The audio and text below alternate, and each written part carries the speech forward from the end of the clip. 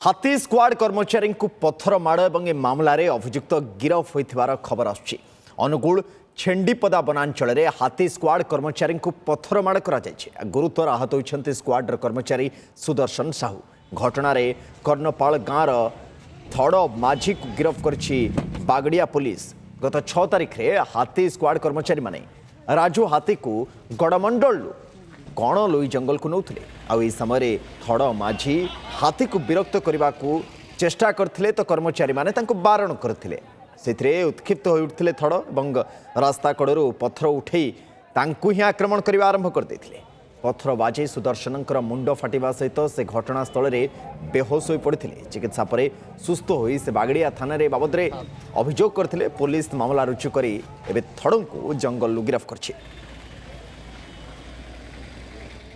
राजू हाथी आम रास्ता आसला भटपाड़ कौली अभिमुखे आम हाथी की प्रोटेक्शन दे आसुलु। कर्णपाड़ गोटे पिला ता ना हूँ छतु माझी सी बारंबार हाथी की चिड़ौला। चिड़ेवा भितर बारंबार मना करवा सत्वे भी से आमको हाथी पाखक जाऊला मना करवा सत्वे लोक पाखक नहीं नेला से बारंबार पत्थर मारला। पत्थर मारला गोटे पत्थर मोढ़ बाजला।